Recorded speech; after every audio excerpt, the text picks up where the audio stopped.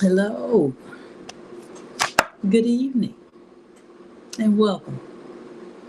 Welcome to another episode, the second episode of Living Out Loud, the podcast after dark. Welcome, welcome, welcome. Come on in. Come on in and have a sit down and yippity yap. Let's chat a while. Let's talk about some things. So, again, I'm Miss Christine. This is the second episode of Living Out Loud, the podcast after dark. Now, I'm not here to judge. I'm here to offer another perspective. So, last week, we talked about marriage. Should we or should we not? So, my goal for that podcast was to be self reflective out loud. Uh, I wanted to examine my slash our because I wanted to have conversation with you. So I wanted to examine uh, our thoughts, our feelings, our actions, and experiences as it related to marriage. The objective was to look inward. I have to look inward if I am going to be healing out loud. And I wanted us to look inward. I wanted us to evaluate ourselves in order to get insight and understanding and self awareness. I wanted to be open and honest in order to identify my strengths, my weaknesses, my values, my beliefs, my patterns of behaviors. And I ask questions. I ask questions to cause me and the listener to contemplate my motivation, our motivation, and our intentions. So, uh,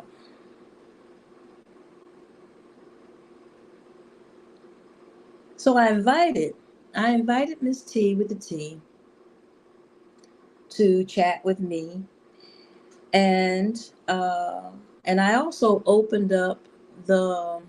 I posted a link so as to allow you all in the chat to come up and weigh in on the conversation.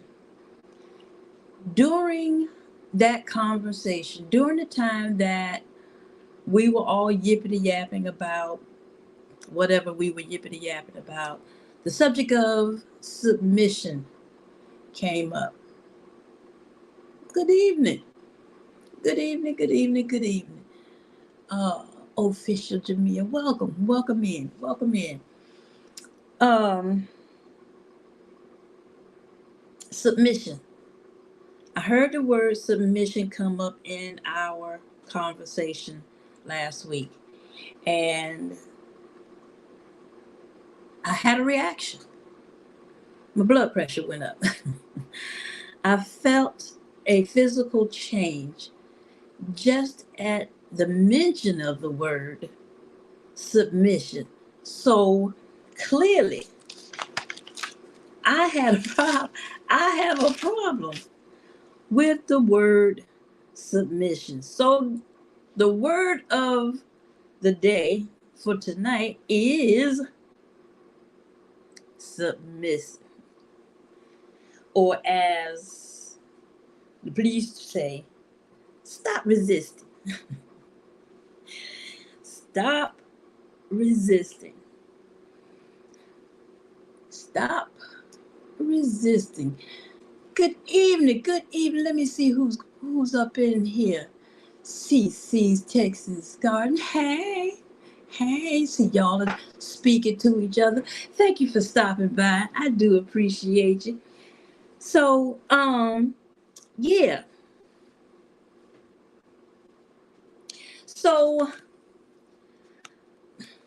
it's just really I don't know the word. I don't know the word.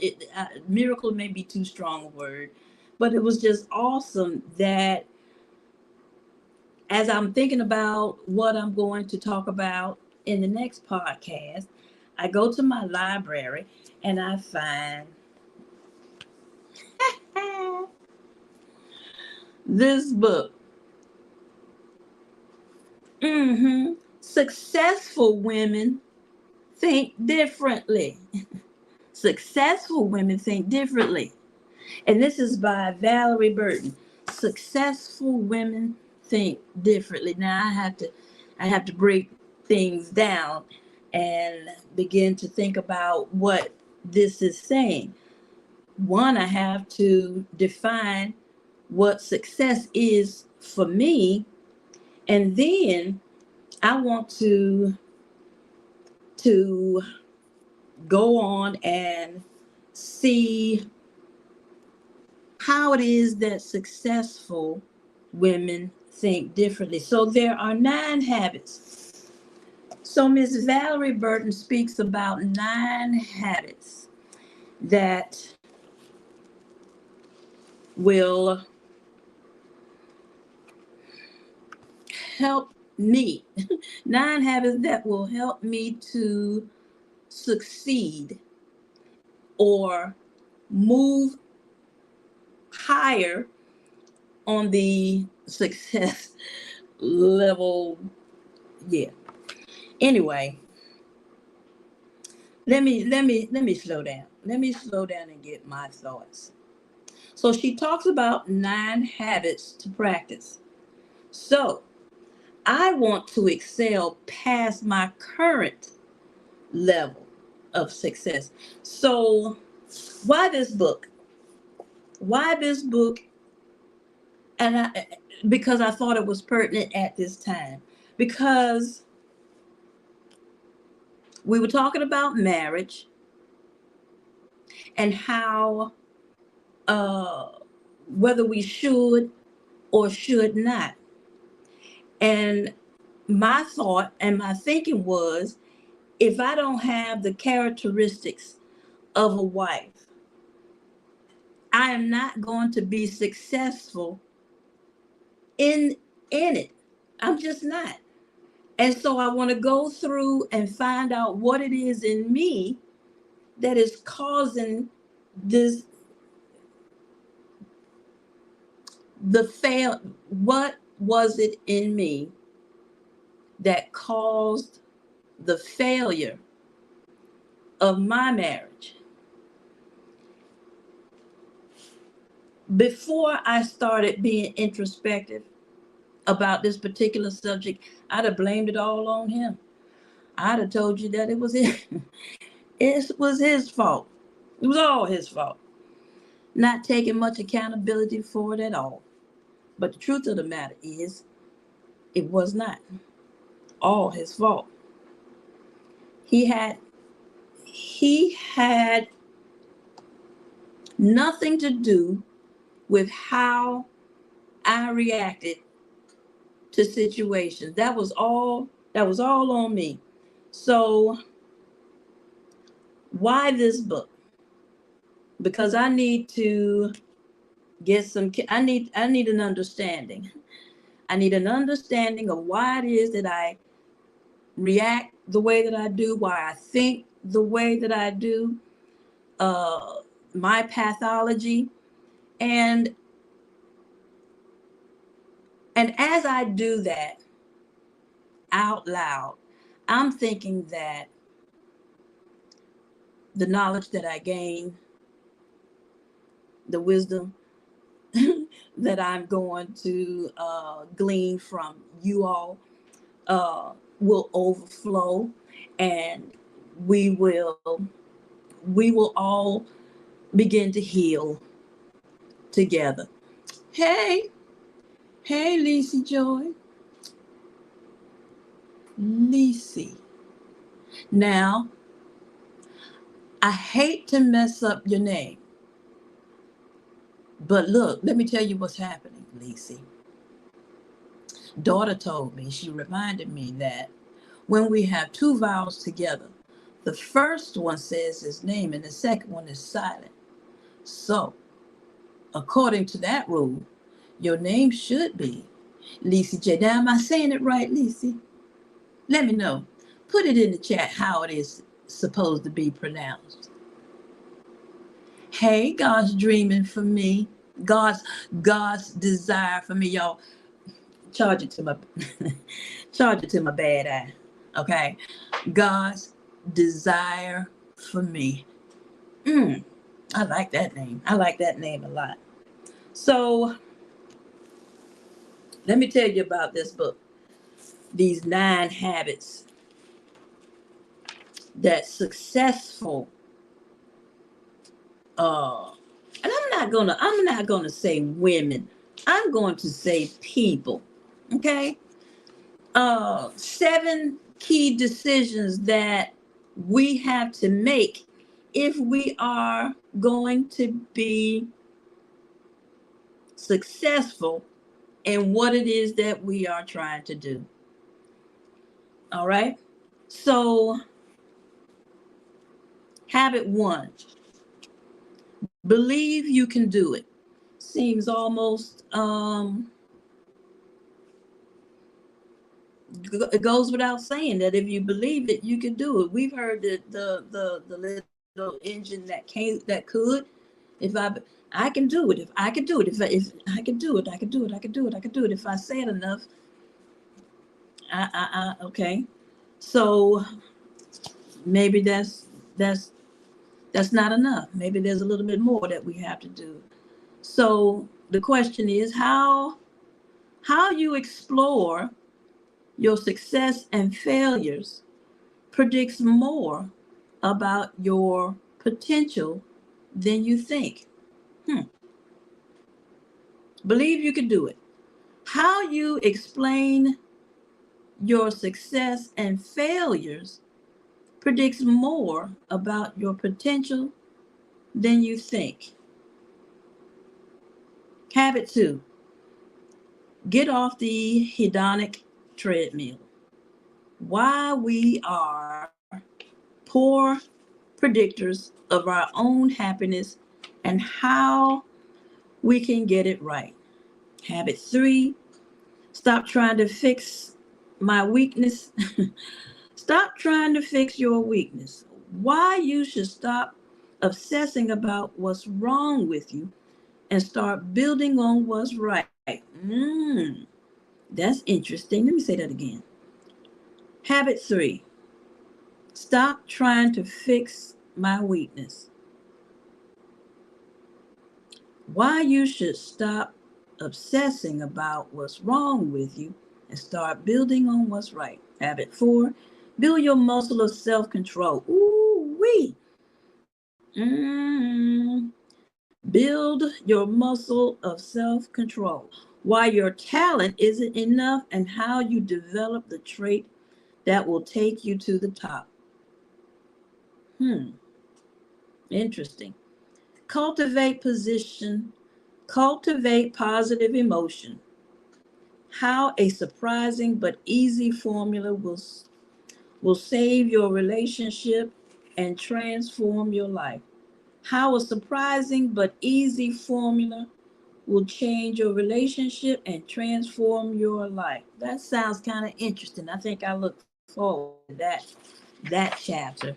Habit 6, be prepared for battle. Why you must expect obstacles and have a proven plan to overcome them. Don't be a maximizer. How overabundance can rob you of satisfaction and make you ineffective. Habit 8, don't go at it alone. Why Authentic connections are more important than ever, and how you can cultivate them. I definitely need that one. And write it down. The revealing reason you need to tap into the power of pen starting today. Okay, now this is what I'm going to do. I am going to tackle a chapter a week. And so I'm looking at a 9-week series, and and I'm thinking that at the end of this series, I am going to be ready to to learn and do some more, for real, for real. Now,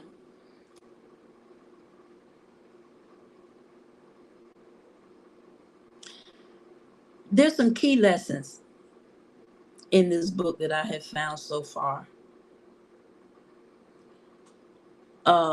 One, optimism is a key to reaching high levels of success. Now, before I read this book, I would have told you that I was an optimist. I'm not quite so sure now. I'm not quite so sure. I would like to think that I am, but I'm really not quite so sure. So, I am going to I am going to read the introduction of this book because I want to answer the question why this book. Um, so hang along, come along with me. I may stop and ask you all a question here and there. I want you all to interact with me, and at some point, I'll drop the link and ask you all to come up and give your thoughts and opinions on what you think about what I have read so far. So it's all in your mind, is the introduction. Okay, it's all in your mind. Well, yeah, okay, okay. So it's all in as a man thinketh, so is he. So it's all in the mind. So we got to be sure about our thinking, and be honest about our thinking and our actions and our behaviors. Okay? Y'all ready to be honest, open and honest? With me. Ooh, you bad about right? Oh, mm, well, hmm. You're bad about writing things down. Well, that's interesting. Look at there. Well, God's desire for me. What are you gonna do about that? What are you gonna do about being? This is what I recommend. Just a little bit a day. Just a little bit a day. Just a little bit. Or you know what? Not even every day. Just when you think about it. When you think about it, get a book, pull it out, write things down. hmm So let's see. Let's see who's in. Oh, let's see who's in here. Jamia is speaking to official. Jamia is speaking to everybody. CC's Texas Garden. Hey, hey. Mm-hmm. Yep. Speaking. I like how you all are so friendly and polite with each other. Hey, Queen. Hey, Queen and Chat. Hey. Mm-hmm. Lacey J. Speaking to everybody. Mm-hmm.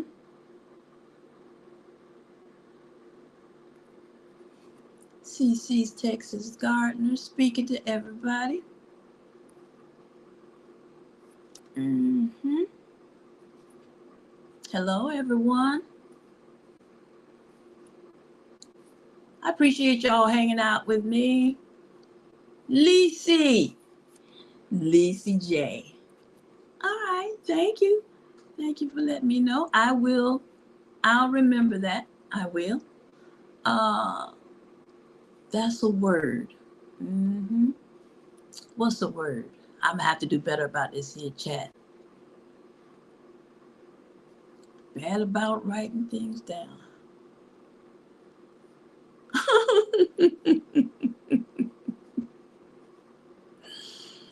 Uh-huh. Yeah. You know what, y'all? I have been journaling out loud on Facebook for years.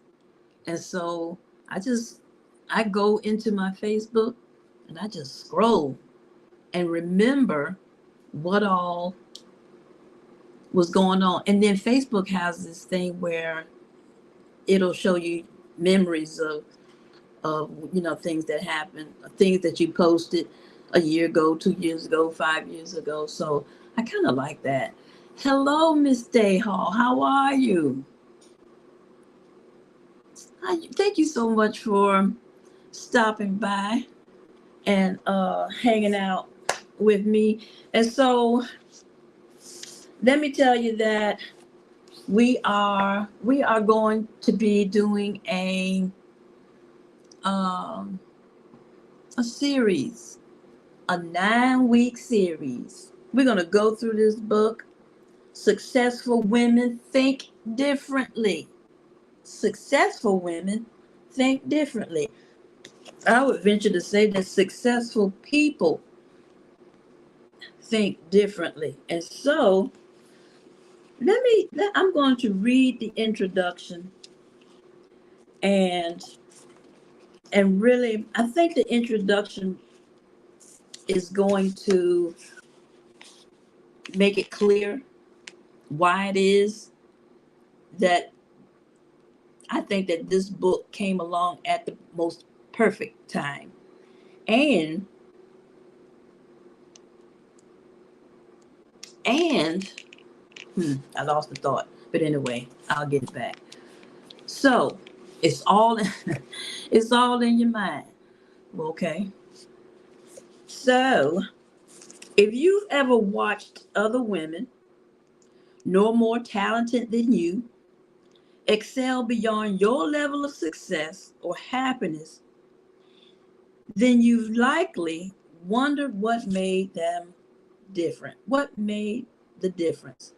What makes one woman succeed at high levels while another with seemingly more resources and experience falls short of similar goals? That's a good question, isn't it? Consider Michelle and Angela. The two women had known each other since grade school. They were like two peas in a pod, right down to their love of all things creative: fashion, music, art, and dance. They decorated each other's bedrooms with the creativity and passion of young Martha Stewart's.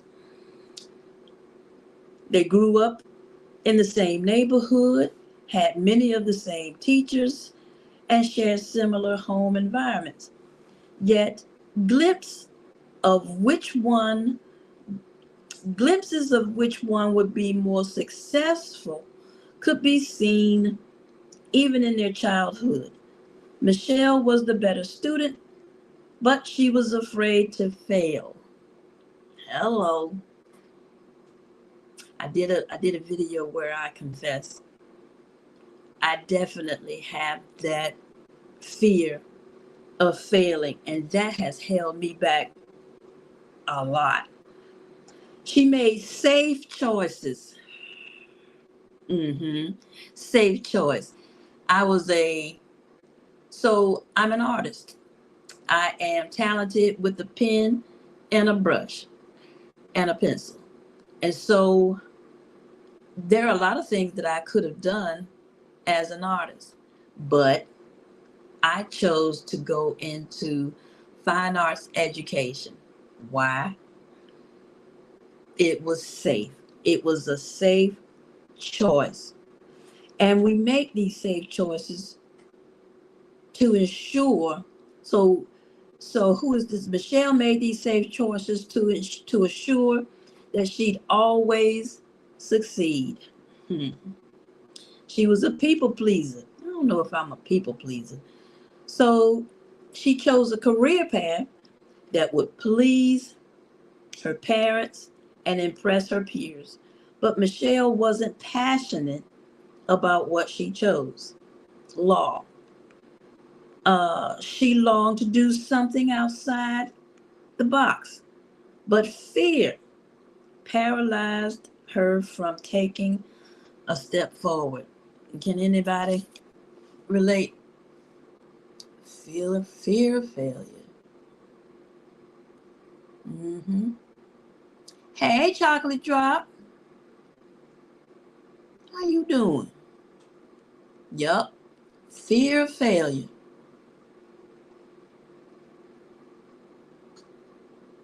Deborah Garrett, hello. How are you? I hope you are doing well this evening. Mm-hmm. Uh-huh. Yup. I can relate to that. Underneath the studious facade was a creative mind who loved interior design. That was her passion. But could it pay the bills? Hello. Could it pay the bills? You ever asked yourself that question? Are you all doing what you all are passionate about? Or did you take the safe route because you need something that's going to pay the bills? Right? And speaking of paying bills, now we go back to that we can connect marriage to that, paying the bills. Now, if we're going to be married and we want to be home, raising the children, taking care of the house, all of that, right? Well, where's the money coming from? Where's the income coming from? It's coming from him, or it's coming from it's coming from him. And I'm speaking in a traditional household, okay? It's coming from him. And submissive. Remember the word submissive is the word of the day. Paying the bills, making a decision on what we're going to do with our life, and the decision at the top of of those decisions of that decision is who's going to pay the bills, how the bills going to get paid, right? And so if we decide that we want to be a traditional housewife, a traditional wife, then we're going to have to trust that we're going to have to find a person, a man, and we're looking for three things: character, integrity, and accountability. We got to be able to trust that you're going to take care of what you're going to take care of, right? And am I making any sense? Am I making any sense to anybody? Accountability, submissive. So, okay, submissive. Remember, I was saying that I had an issue with that word, and I think that's the issue. Paying the bill, paying the bills. Homelessness is highly overrated, and I think I have a fear. I got a real deep-seated fear of being homeless and hungry. As a matter of fact, I used to hoard food because I just did not want to there was a fear that I would run out and be hungry. Um, anyway, yeah, I used to do that. I don't do it anymore. I don't do it anymore. I don't hoard food, but I do have a small pantry. Anyway, I digress. I am so digressing. Hmm. Uh-huh. All right, continuing on.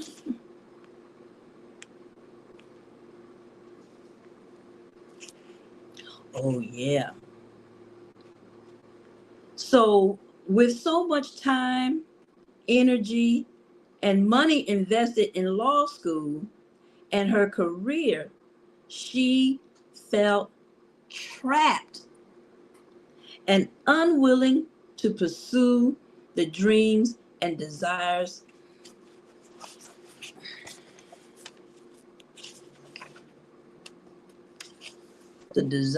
of her heart. Trapped. I underlined that word because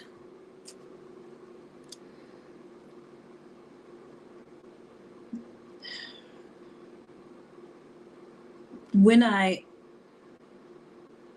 very early, mm, very early on, after I said I do, I felt this overwhelming feeling of being trapped.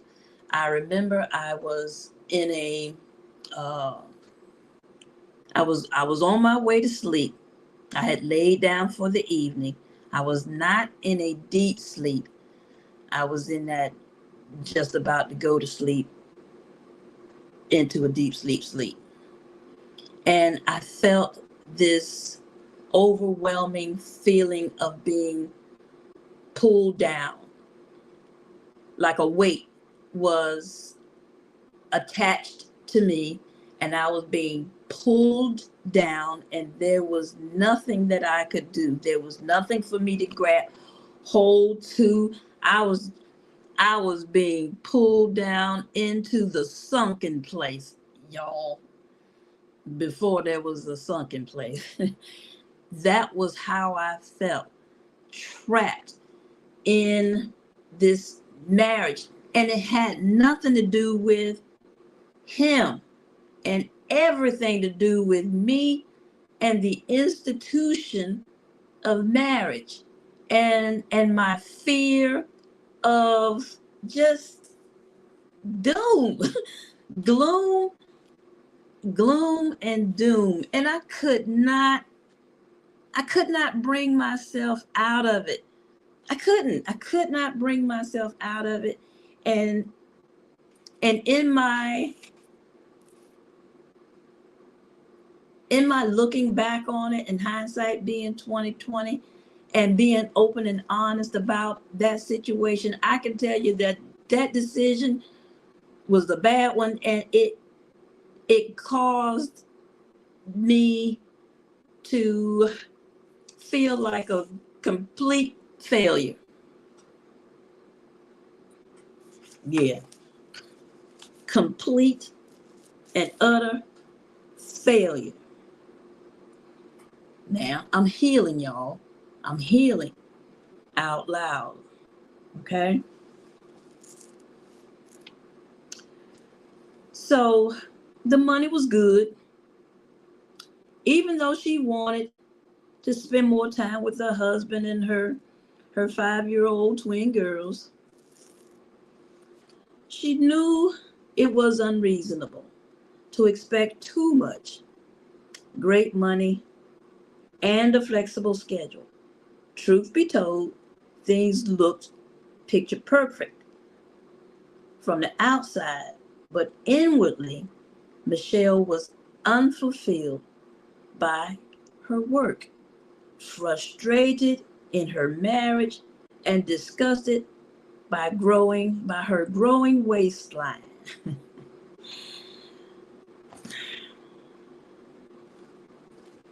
All of that all of that happened to me. I was frustrated. I was angry. I was miserable. My house was miserable. He was miserable. He was glad to see me go to work, and he hated to see me come home because I was miserable. And miserable because I should have never gotten married in the first place. I was not, I did not have the characteristics of a wife. I'm a woman, but I'm not a wife. And that's why I was not successful in that marriage. So let me stop running my mouth because there's some good parts to this introduction that I really want to get to. Are y'all still with me? All right. Any questions or comments or concerns, criticisms so far? All right. Let me keep going. Let me keep going. It had been almost 10 years since she had talked to Angela when she saw her at their high school reunion. As they caught up with each other's lives, Michelle sensed that Angela was genuinely happy. Unlike Michelle, Angela had pursued her dreams directly. Her philosophy was if it doesn't work out, I'll try something else. But why not go for what I really want first? Okay, now that is the mindset. That is one mindset of a successful person. So her philosophy paid off. Angela was in charge of a model home interior design for a national home builder with real estate projects around the country. It was her dream job, and she worked mostly from home, which was terrific since her daughter was not yet old enough for school. The road to success had been rocky at each step along her path. There had been moments where fear crept in and threatened to steal her resolve. But each time she had mustered the courage to push through, she was passionate. She was she she was passionate about the work, which made it easier to persevere. She expected bumps in the road and was not deterred by them. Instead, she was intentional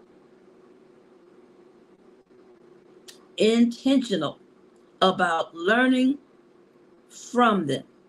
And when she had no idea how to move forward in her marriage or career, she was intentional about seeking out information, learning to be a better communicator, and becoming more patient. Angela's life was by no means perfect, but it was successful.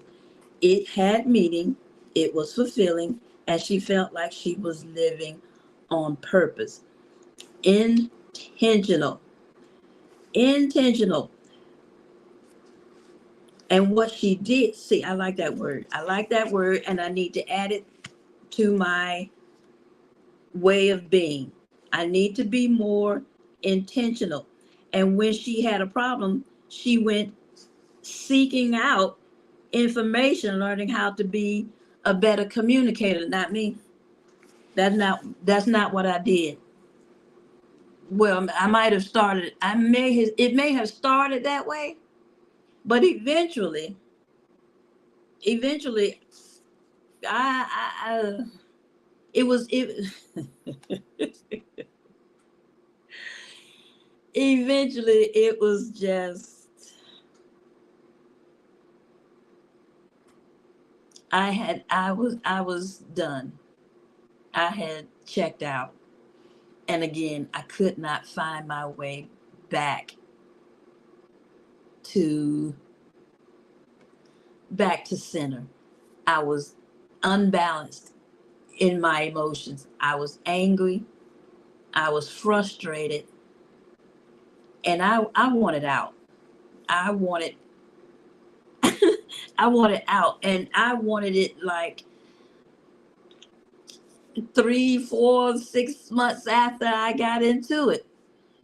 And I was actually in it, in it for 15 years. And that's a long time to be in a situation where you feel trapped. Okay. All right. And so I thank y'all for being in here and hanging out with me.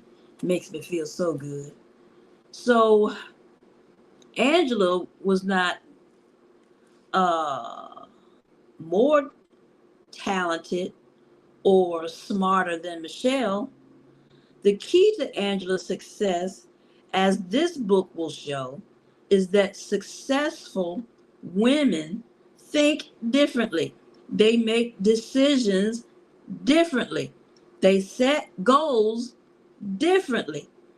They bounce back from failure, adversity differently.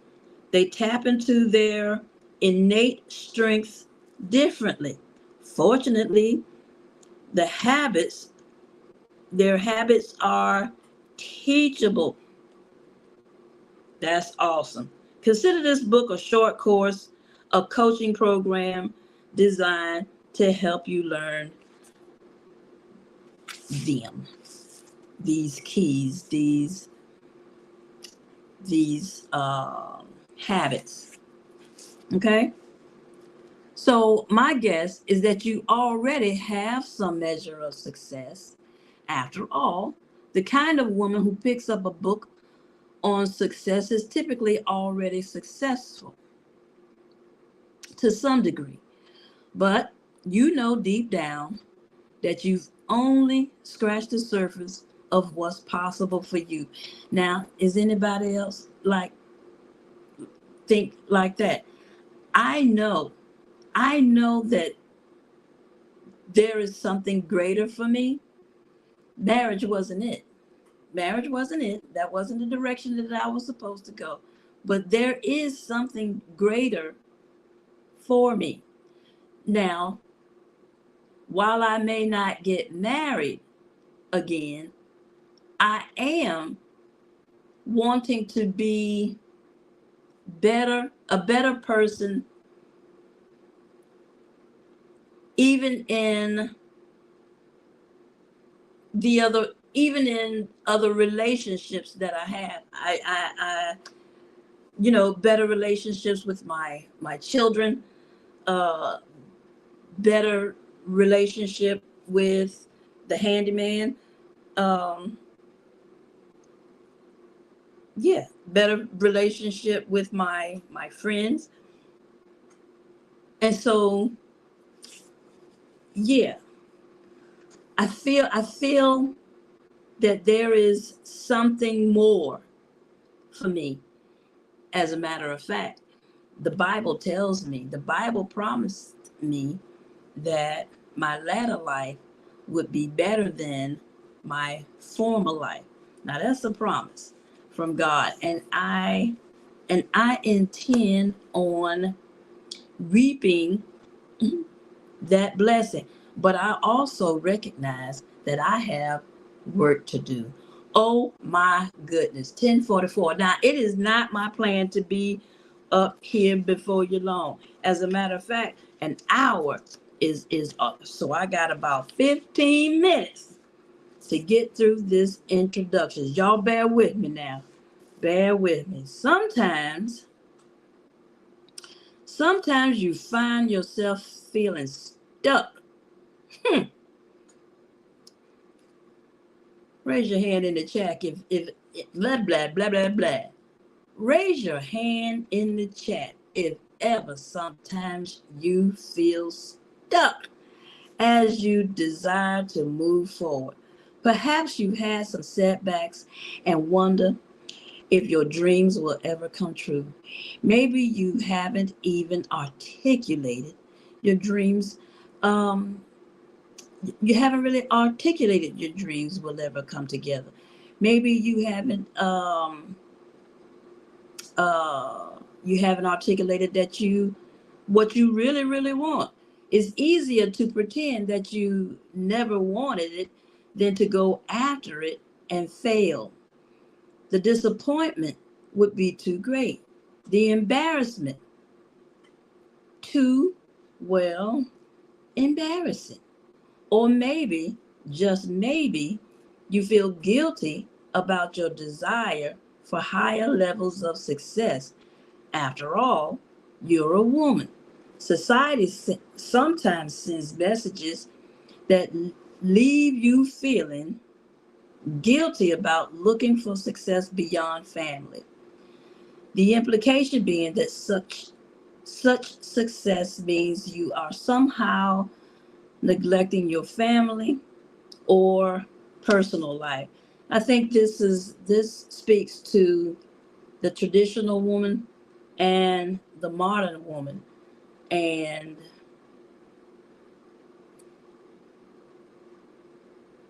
I don't know if I look at my situation, uh tradition traditional woman or modern woman, um I think I'm a well, I don't even know. I don't know which category I would put myself in. I don't know if I don't know if I would. I know I'm not a modern woman. That much I know. I'm on these YouTube streets looking at videos about traditional women and modern women, and I am not. I don't think like I don't, and I don't even want to be uh, thought of as a modern woman. It seems almost embarrassing, the things that I've seen.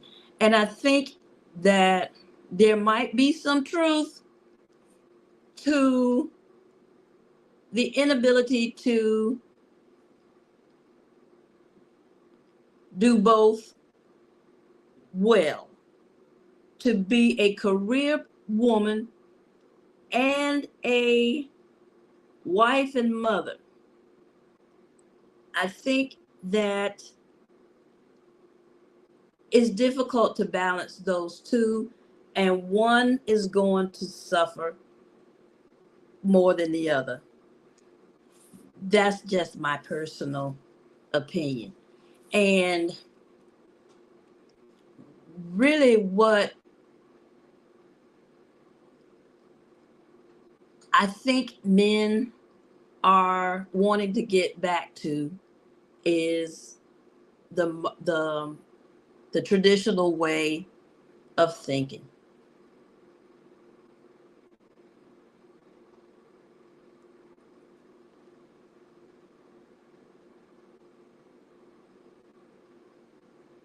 Okay, I think they can both exist in each of us. Circumstances dictate which for me.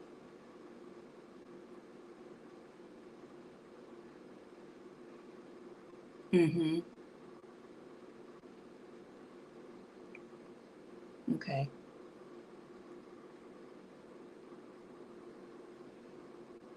I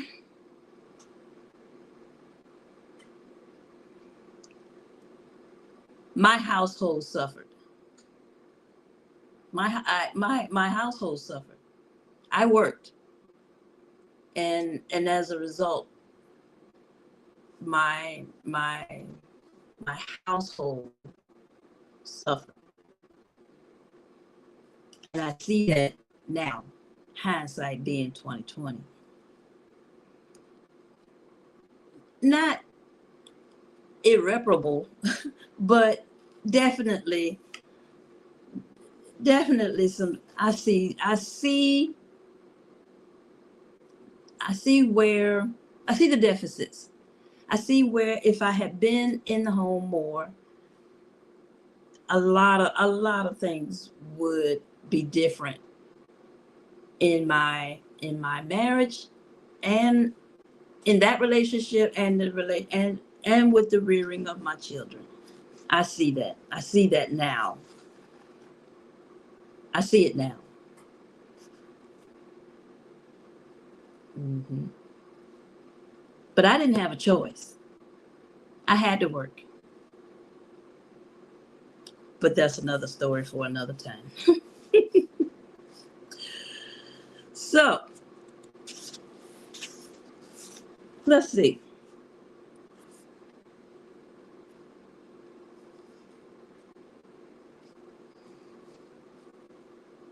Hmm. Where was I? After more than a decade of coaching women in almost every state in America and multiple foreign countries, and studying the massive research that exists on the subject of happiness and success, I have seen firsthand that women who succeed at manifesting the desires of their heart have a few things in common. Likewise, I have also observed some commonalities between women who struggle to achieve and sustain authentic success and happiness. Uh, Successful women have courage in the face of fear. Unsuccessful women feel sorry for themselves when things don't go as planned. I don't know. I don't know if I can relate to these, but let's see. A belief in their Successful women have a belief in their ability to navigate obstacles when they come. Unsuccessful women give up once they fail. Uh, yeah. In some areas I see where I did that. I gave up. I gave up in the marriage. I stopped. I wanted out. I did, and anyway. Yeah, I see that. I see that. Relationships, successful women, relationships that strengthen them rather than weaken them. Successful women have relationships that strengthen them rather than weaken them. Unsuccessful women have relationships that drain their time and energy. Can you relate? It's true. It was not successful, and as a result, yeah, it's draining being angry all the time. It is. It's draining being sad and and you know what else is draining? Pretending. Because that's exactly what I was doing. I would leave the house, right? I would leave the house on my way to work or church or quiet, whatever, wherever I was going. Leave the house, right? It's like I was leaving the morgue and walking into the great sunshine, life and beauty, walking out of the door and into the world, and and then I could be happy and I could put on I could put a smile on my face. No one knew how miserable I was when I went home because I put on a good face out here in the world. Okay?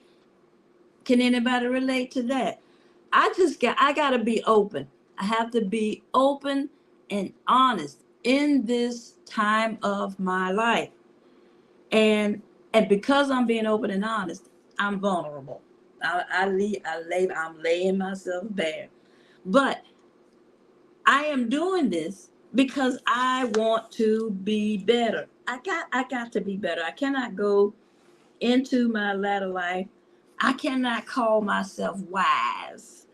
I cannot be an elder in this community and not be accountable for my issues and put myself on the hot seat to show that change can happen as long as we are introspective. Start with the man, with the woman in the mirror. I'm starting with the man in the mirror. Oh yeah, I'm asking her to change her ways. No, man. Okay, stop, Christine, stop. All right, getting back to this.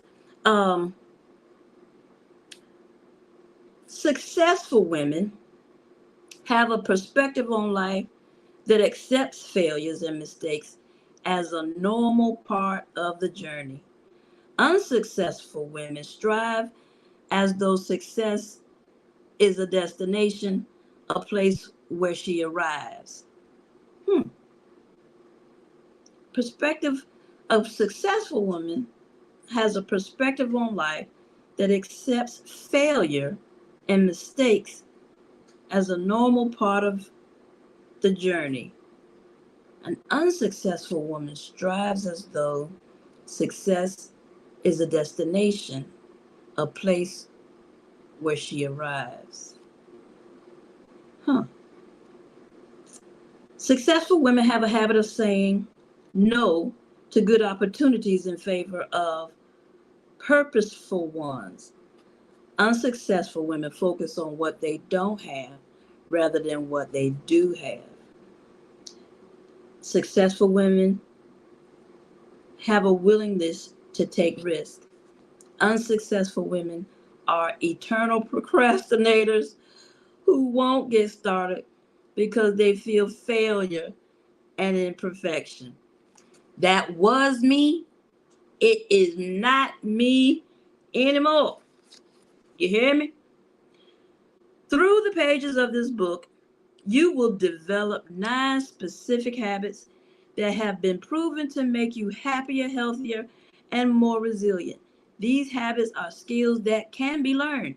And as you learn them, I encourage you to spread them. That's what I'm doing. These are life skills every girl and boy, for that matter, should learn in school while growing up.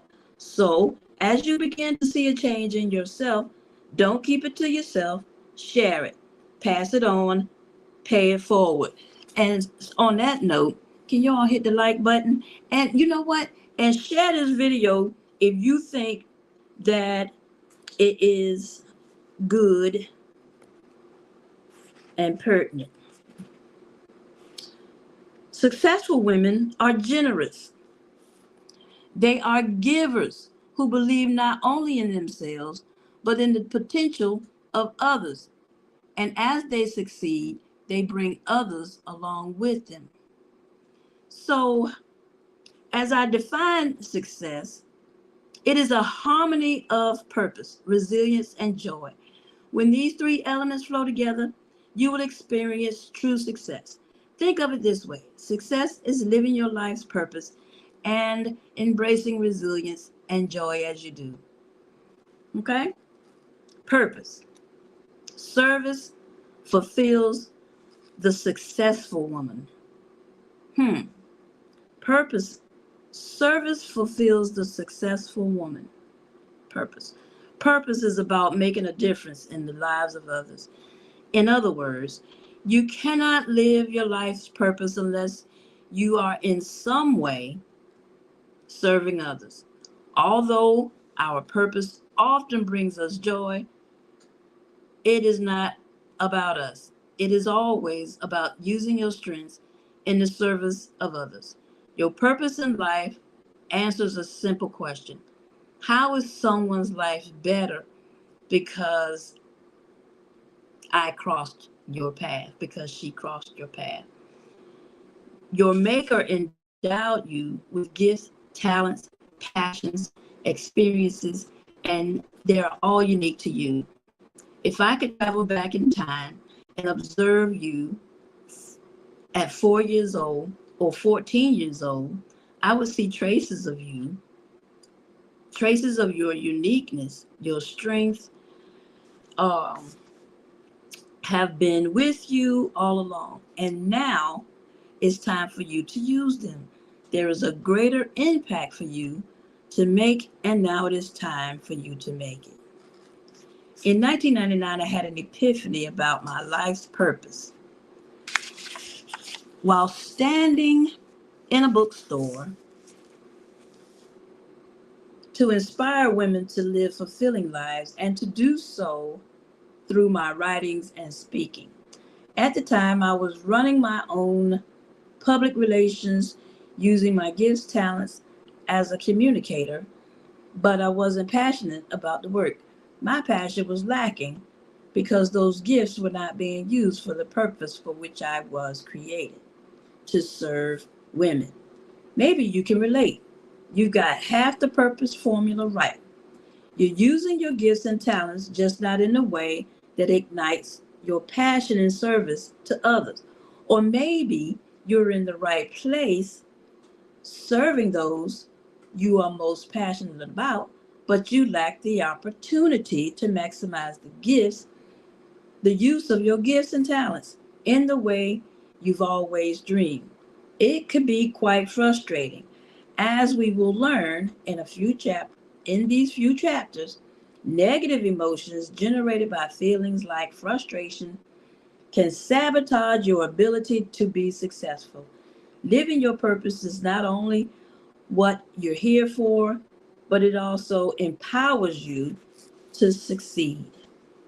Resilience. Hope sustains the successful woman. As you set out in pursuit of your dreams, you will inevitably face challenges, trials, and stumbling blocks along the way. A key to your success will be developing a critical skill that every truly successful woman possesses in abundance: resilience. Nothing is perhaps more important to actually achieving success than the ability to be resilient in the face of change and challenge. Whatever your vision for the future, the likelihood of obstacles on the path to that vision is almost certain. This is where successful women excel. They think differently in the face of fear, failure, setbacks, and challenges. They say different things to themselves in the face of such obstacles. As you read, you will learn to become more self aware about the thoughts that knock on the doorsteps of your mind. You will learn to choose which ones to let in and entertain. Joy, happiness empowers the successful woman. Joy empowers you to succeed. As Nehemiah 8 and 10 reminds us, the joy of the Lord is your strength. Wherever you are on your life's journey, if you find a way to embrace and enjoy it, you will already have found some measure of success.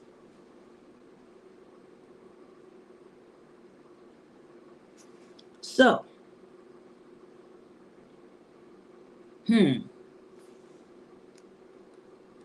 what brings you joy? What is your most meaningful goal? And who do you impact? Okay, there are coaching questions. If you want to participate, if you want to go into your journal, start to journal, these are 3 questions I want you to ask. I'm going to ask and answer of myself. Who do I impact? Who do you impact? Who do you impact? What is your most meaningful goal? Do you have some goals? What is your most meaningful goal? And what brings you joy? Okay?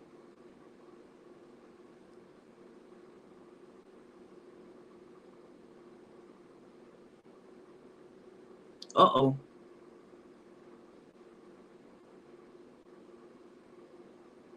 So, as we get ready to delve further into this guidebook, let me take a moment to tell you a little more about my approach to this topic. First of all, I don't claim to know how successful women think differently because I'm the world's most successful woman. That would be too narrow and a bit presumptuous on my part. What I have found through my interviews and coaching experiences over the years, as well as through graduate study in the field of psychology and study of the Bible, is that there are several basic foundational truths about women's success and happiness. So here's the practical approach you'll find in this book: real life stories, practical, relevant research, coaching questions, spiritual insights, uh, and spiritual insights throughout the book. And that's why I wanted to use this book as a guide. It's got all of the good stuff in it. It's got a little bit of the word. It's got a little bit of um, uh, professionalism. So this is um, I found this in my library. Successful Women Think Differently by Valerie Burton. And so I'm going to go through this. I am going to read, I'm going to study, I am going to be introspective, and I am going to um and I'm going to do it all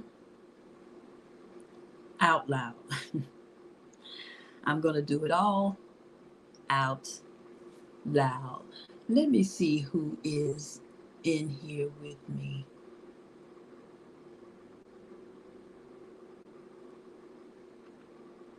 Ooh, let me go back. Let me go back.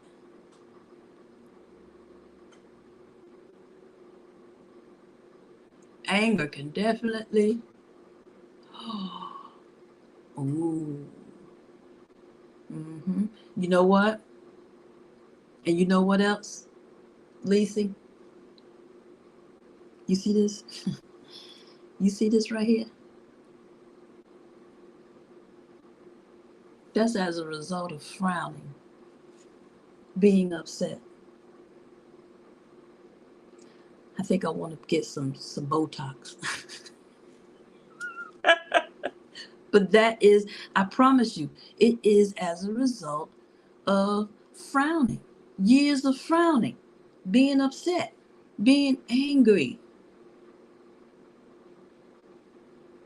All of it is a full-time job. It is, ain't it? It is, isn't it? And so I think I'm hearing on these YouTube streets that men want traditional women, but I don't think they know how to. I don't know. They want traditional women, but I don't know. I don't know. But as I continue to read and learn, I'll learn. I'll learn. Hey J3, GS Farms, how you doing? I appreciate you coming up in here. So let's see. Uh, ooh, I am going to.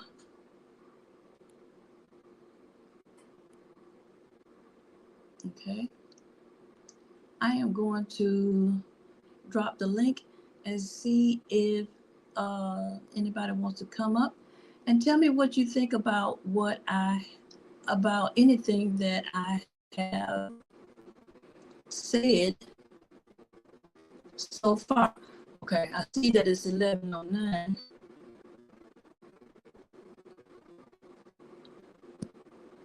Paste.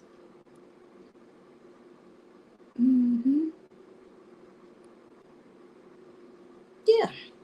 So if you all want to come up and weigh in on what I have talked about, um, mhm.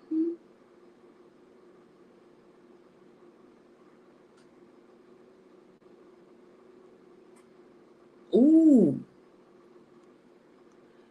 men want women who are able to be confident, secure, and submissive at the same time.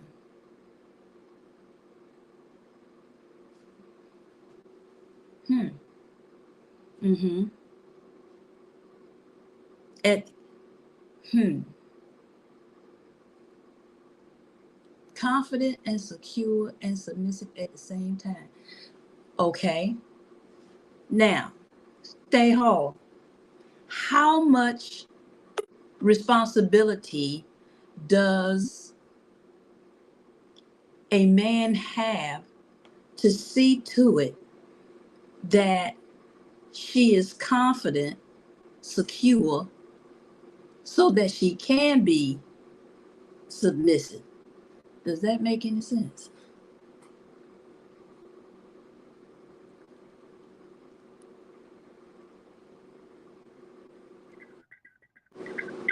Let's welcome some wisdom, some male wisdom to the Okay, stage.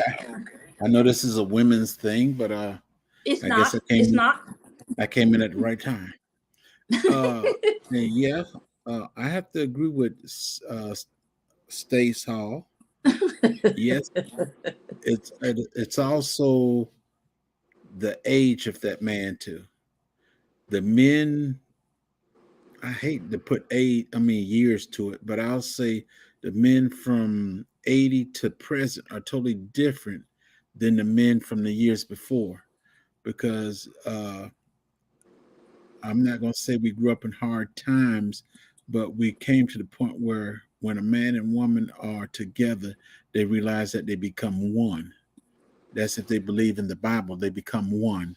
So therefore, his goal is to please her and so forth. They please each other. I always say marriage is a 50-50 because if it's not, you're not happy, I'm not happy, there's a problem. And in my household, I tell my wife we 50-50. But if any problems come to my door right now, automatically I'm 100.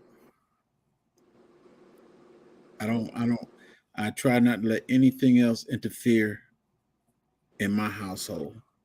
And I tell my wife straight off the bat, whatever take place in the house, what how you want the inside of the house look, what goes on in the house, that's her business. That she's in charge of all that. The only thing I take is what's outside the house is my responsibility. Me going to work, that's my responsibility. But I also came up in an age where the women wanted to work too. My wife, we came to agreement. She did not work until every one of my kids were in middle school. So uh, there was 5 kids she went through, and she did not work until they were all in middle school, about to go to high school. So, hey, And it worked. it works. It worked, right? You, Yep. I don't want a wife that when I say something, she scared to reply or she don't know what's going to take place or whatever. This is a 50-50 thing between us. And by the grace of God, that's why it lasts so long. I don't try to Right. rule. I don't try to rule her and I don't let her rule me because that's just the way we are. Hmm. Yeah. And so our word of the day is submissive. Now, would you say that you are submissive somewhat. You are submissive. Men can be submissive. Yes. That's okay. Yes. Okay. As it But relates to as relate to our marriage or relate into the house, even some decisions that are made, we discuss. And hey, if I don't think it's a good decision, hey, it ain't a good decision. Sometimes you make a decision if it's good, and I know it's you good, but roll I with don't it. admit that it's good. Hey, we'll go with what you say. Yeah. I'm finding that um when I'm listening to the young men who are talking about what it is that they want, or these passport bros who are leaving the country looking for a different type of woman, I don't think they understand uh how, how much they influence what we do, how we act, how we react Yeah, to. you got a lot of men that have been disappointed as well. I'm not gonna say just women, but you got some men that have been disappointed by their own kind of women, and they feel the only way they can get above is by going and getting somebody else. Uh, I hate to point out people. I'm not going to do that, but I'll say actresses, football players, and everything. They go outside our race for because they feel they're not going to make it unless they have somebody else on their side.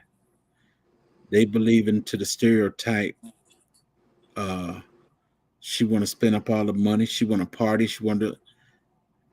If you don't do it, your mate ain't gonna want to do it. If you put it out there, okay, you got no choice but to deal with it. That young lady in there, she's not a partier. I never been a partier. Uh, we were raised in taking care of the home, and that's it. I was raised up. I didn't have much of a father, but my mother raised me, and hey, I learned from her. And there's been a lot of men that came around, and I learned from them what being a good husband is. I tell anybody, my uncle is the best one that ever showed me how to love a woman. And that's when I'm over his house, I would always watch him how he'll come in tired as a rock. But the first thing he do, if she's in the kitchen, he'll smack on the butt. How you doing, baby? Give her a kiss. This is what I saw. He does it playfully, but he hit on the butt. How you doing, doll? He give her a kiss and everything. They talk for a second, and then he go off to wash up, do whatever he want to do. And when he come back out, dinner's ready.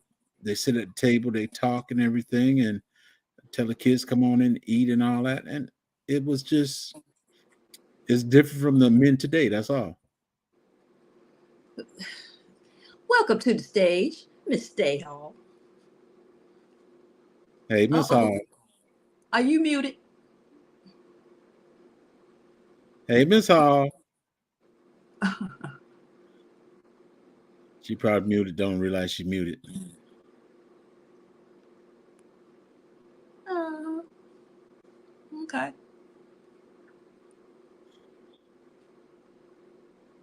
Yeah. So I'm going to be healing out loud. I am. Because I got some issues. I promise you, when I hear the word submit, that that does something to me. And it does something to me. It had an effect on my work, my marriage. Uh because uh you know, you gotta submit to the rules, your supervisor, So yeah, I got a small issue with that. It just which I need to work on, and that's what I'm gonna do. I'm gonna do it in the next 9 weeks. Y'all are gonna see a change. Make that change. Hello, she is sunshine. How are you? Yeah, that The word. word submit really. Let me see. The word submit really does trigger some, And, and the some of reason y'all. the reason a lot of people have the word with uh submit, for the simple reason, uh women are hard headed just like men too, and they don't like the word submit for the simple reason is you feel you're not being equal because you submit. You can submit without feeling like you're at the bottom of the teacup. Like I'm being bossed around. Yes. Now, Yeah. Y'all hear You now me ain't the now? boss of me. Yes. Hey, y'all, can you hear me? I'm sorry. I got welcome some in. new thank you. I got some new Apple headphones for Christmas and couldn't get them disconnected from the computer. Y'all know I'm tech savvy. But I just wanted to jump on because it's something that I talk about a lot. My husband and I do couples coaching, and that word submissive will drive folks crazy. And also, whenever we talk to couples about the husband needing to be the head of the household, people be ready to leave when we talk about that. But the Hmm. thing is, it's not submissive, does not mean do this, do that, jump, and like on what was that movie when it said stand on one foot and bark like a dog, Coming to America. Coming to Coming to That's America. not America. what it's about.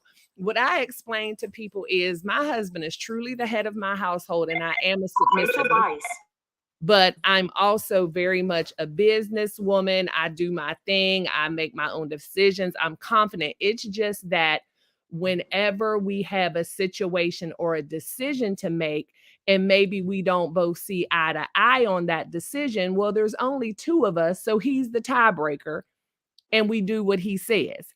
But most of the time, because we're equally yoked, and y'all hear me say that all the time, and of the right mindset, we don't run into those situations very often because we're usually on the same page. But when there is that time when we can't come to a decision, then I go ahead and he takes the lead. And that's all it is. It's not anything that we deal with every single day. I mean, we pitch in. And also, when you're with the right person, that traditional woman tends to come out in you. Like, I enjoy cooking for my husband, making his plate, cleaning up the house, but it's nothing he requires of me. And if it isn't done on any given day, then he can definitely do it for himself, and there's no problem. So you said that um, when you mention the word submit or submissive, what what is it? What is it that the women are responding to? What is it about that word that Yeah, they drives just us? immediately their mind goes to they're going to be bossed around and they have to do whatever he says and they have to be this very meek and mild and not have their own mind. But that's not it at all. It's just when I tell people, when we do things the way God instructed us to do them, it's going to fall in line. So the first thing is making sure that you're truly with the person that God sent you. Because when we do the picking rather than letting him do the picking for us, then Mm. that means that there's chaos, which leads into the other thing where God is not the author of chaos and confusion. So when we kind of do things right from the beginning, because what you can't do is marry and choose a mate on your own and then get into the relationship and ask God to fix it. Ooh, child, you better preach. So you have to start from the beginning on the right foot. And then a lot of these things won't even be an issue. Like, I don't walk around here every day saying, oh, I'm a submissive wife. Oh, my husband is the head of the household. Like, I don't even think about it. it just works. But when I have to sit down and talk to someone about it, yeah, those are the words I use because that's what it is. But it rarely ever comes into play because we're equally yoked and we're on the same page. Mm-hmm. Because Mm-hmm. there's a difference in being submissive and being with someone who's controlling. My husband doesn't try to control me. He appreciates the fact that I'm a go-getter. I mean, right now, my husband left corporate America because I was able to build our business to a certain point where he could come home and join me. And at no point did he say, oh, well, I'm the man. I want to keep going to this job every day. No, he was like, high five, babe. Thanks. Can't wait. What do you need me to do? Because we're a team. And so it just works that way. And I had to do what I had to do and be on the grind and build this business so that he could come home because we needed him at work until I could get to a certain point. So again, it's a team. We're both working with each other and we have a common goal. Mm-hmm. Mm-hmm. I can get with that. I can definitely get with that. Would you describe, would you say that you are a wife, that you have the character, that you have the characteristics of a wife, and that you recognize that there is a difference between being a woman and being a wife? Yes. I mean, because every woman doesn't have the desire to be a wife. However, I feel if you have that desire to be a wife, you can be a wife. I mean, it's the same as just like being a mother. Everyone's not necessarily meant to do it, but if that's your desire, you can, and you shouldn't let the fact that maybe you have quote unquote failed in a marriage or relationship before make you feel as if though you can't, because I was married before. This is my second marriage. And I was not a good wife in the first marriage. However, I wasn't married to the right person. And so that's what allows me to be able to speak confidently on the subject because I've lived both. And I definitely see the change in me, but that change was only brought on because this time I married the right man instead of the one that I thought that I should marry because he asked, so there's just a difference. I'm definitely a different woman than I was when I was married the first time. Mm-hmm. There were, but you also did you do some healing before you went into the second marriage so as to not make the same mistakes that you made the first time? Yes, and I definitely identified those early on. And it had a lot to do with the representation of marriage that I had growing up. I grew up with a lot of women telling me, don't let no man boss you around, you this and that. And so I ran over my first husband. Like I wore the pants in the family. What I said, go. I did not let him be a man.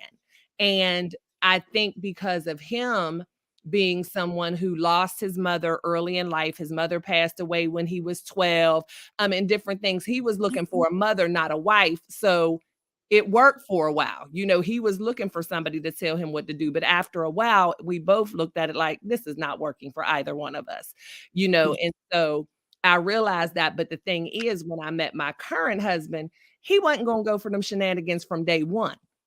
So wasn't no way in the world I was going to be talking crazy to him and telling him what to do, but I appreciated that. I'm like, okay, this, so you just have to have that connection and be with the right person and know that just because it didn't work with someone doesn't mean it won't work with someone else.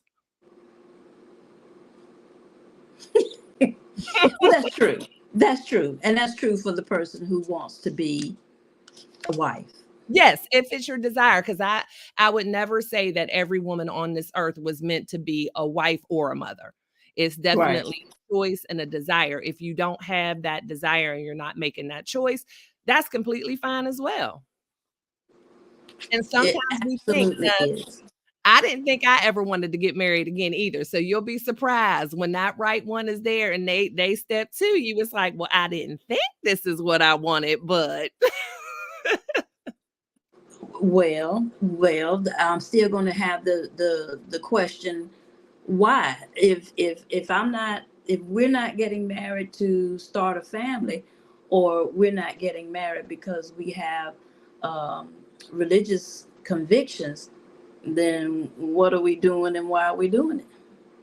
Well, again, that's up to each individual couple. For us, Absolutely. just like wanting that team member and just, you know, wanting to solidify our relationship and put that title on it because we had so much in common and we saw so much as our in our future as a team. So we just decided to take that next step.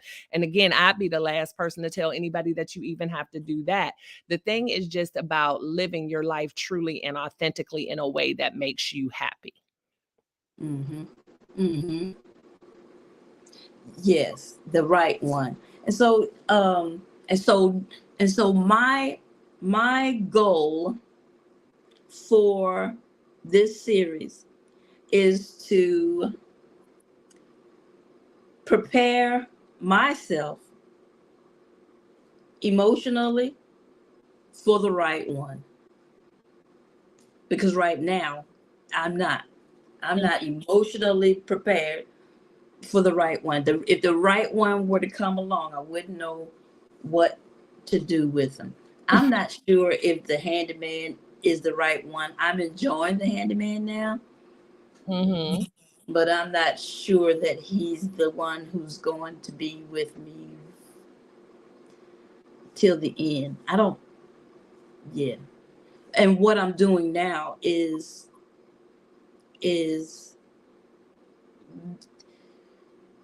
uh making myself better or growing in this area so that I can be a better friend even to the handyman, even to the handyman.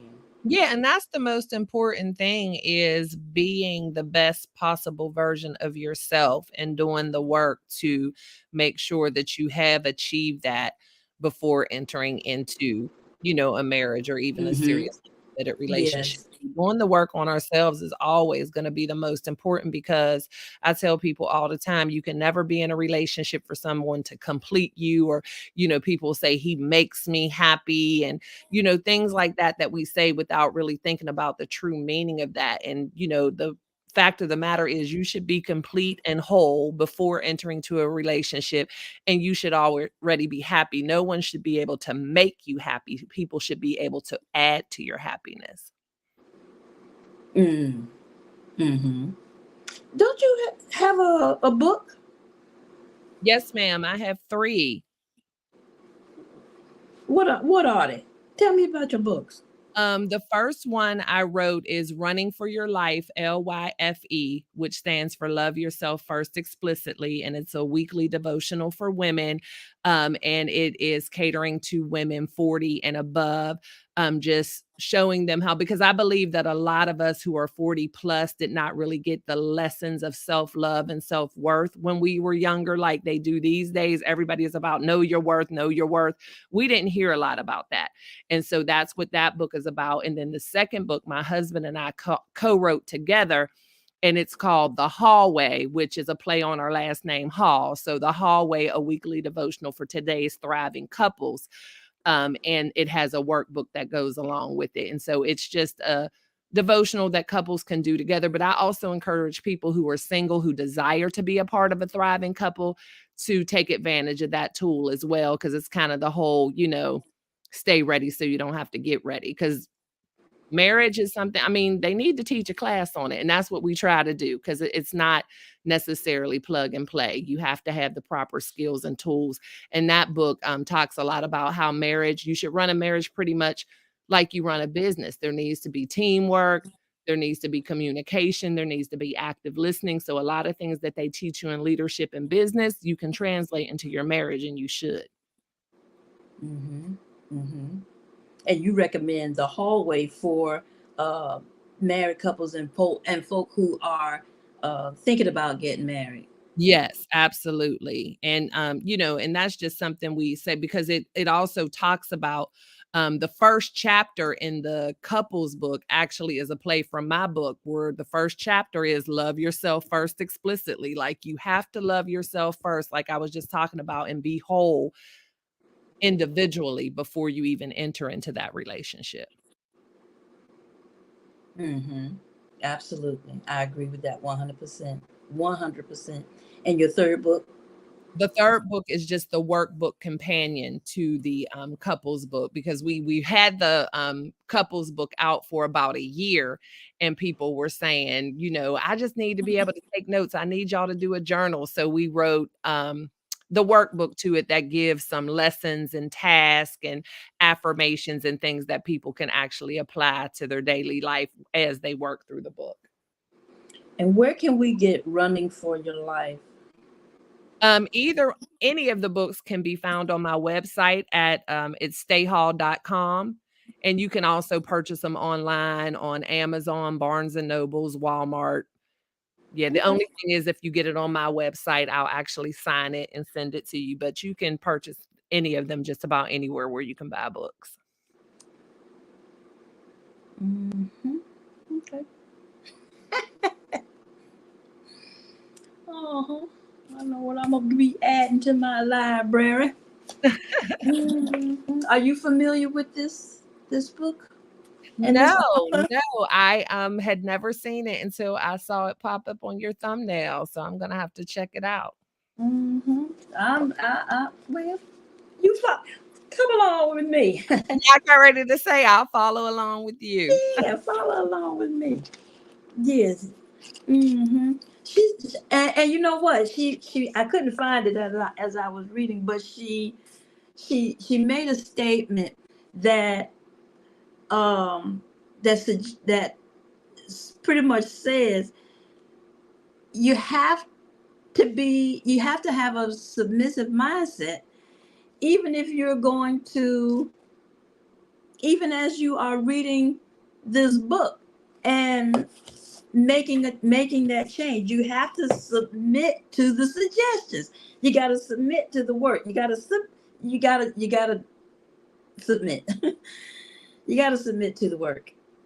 You got to make the change. You got to commit to the work, submit to the work, and make the change. Hey, girl, Miss T with the T, coming up in here. Uh-huh. Oh, okay. Hey. Hey, Miss Miss T. T. I don't know what happened to old J3, but I'm gonna drop down. I'm still gonna be listening, but I was working on something, but I'm gonna drop down, but I'll still be listening to you in the background. Yes, ma'am. Yes, ma'am. I Thank you. appreciate you. Thank you so much for coming up. I appreciate you.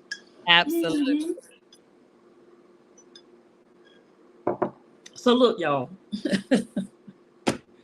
um, I did not finish the introduction, but I'm not going back in there because it is 11:37. What I'm going to do is I am going to uh, again reiterate the questions that I want you all to consider. Okay. Um,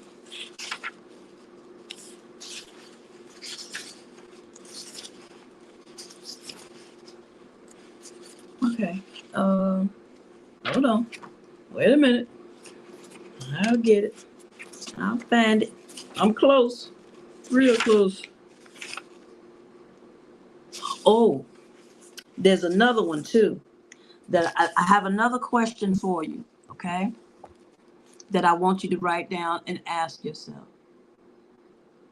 Uh why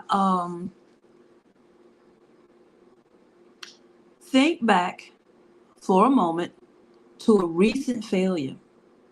Maybe it was a relationship, or um it was a relationship that went south, or a promotion that you were denied, or a decision that got you into hot water, or maybe it was something simple, a test you failed, or that 21-day diet that you already have given up on. Do you have a failure in mind?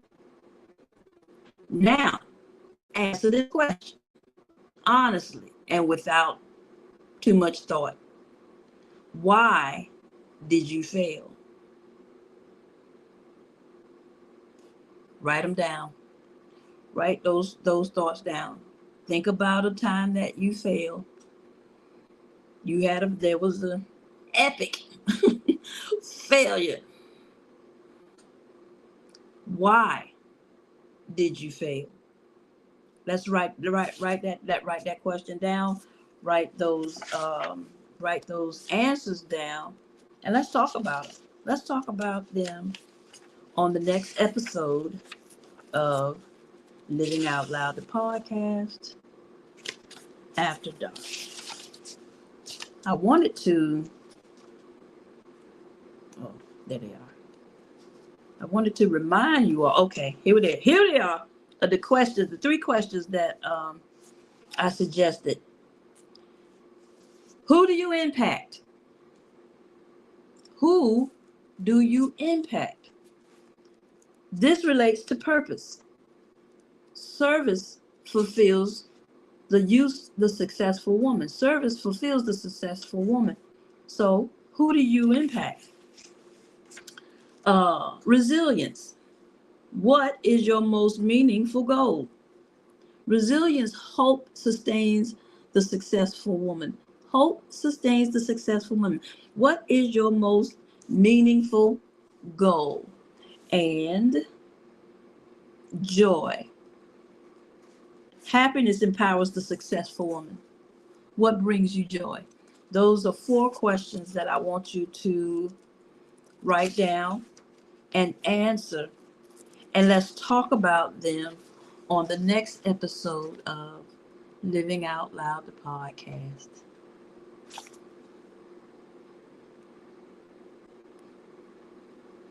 I want to thank you all for coming to hang out with me. I really do appreciate, I really, really do appreciate you all. Okay? And so, on that note,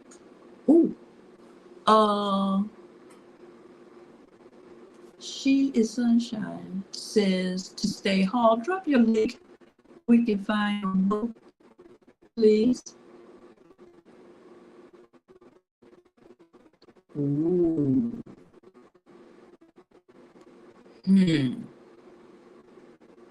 That's true. She is Sunshine.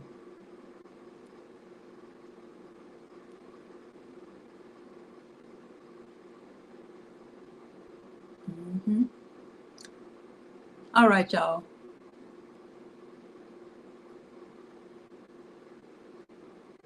So yeah. I am going to I'm gonna call it a day. I'm gonna call it a night. Again, thank you for coming to hang out with me. Write those questions down. Think about it. Contemplate. Be real open and honest with yourself. And let's be ready to talk about it on the next podcast. On the next podcast, we are going to be talking about the first habit. Maybe habit number 1 and habit number 2. How do you explain your success and failures? Predict more about your potential than you think. How you explain your success and failures predicts more about your potential than you think. That's habit 1. Believe you can do it. So we're going to be answering those. We're going to be speaking to that right there. How you explain your success and failures predicts more about your potential than you think. So yeah. So we're gonna be examining our thoughts and our answers to those questions. And according to Valerie, how you explain your success and failures will predict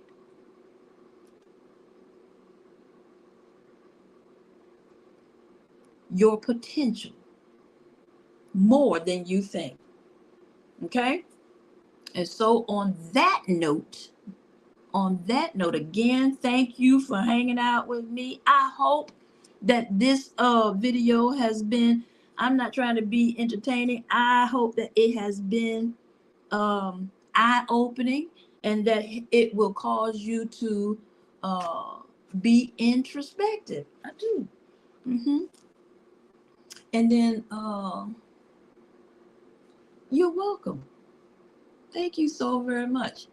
Thank you. Thank you. Thank you. Thank you. Thank you. Thank you. And you all have a great night as well. Uh-oh. JT Jr. grows in Alaska. Thank you for stopping by. Thank you so much for stopping by. And I hope that I did provoke some thoughts. And hopefully you'll stop by next week, next Thursday, 10 o'clock Eastern Standard Time, and we'll talk about it some more. Okay? All right, y'all. Until the next video, you all be good. Oh. I forgot to tell you all, Happy New Year. Absolutely. Happy New Year. This is the first episode in 2024. Second episode of Living Out Loud podcast in production. And it's done. 2 down and however many more to go. All right, y'all. I'm out.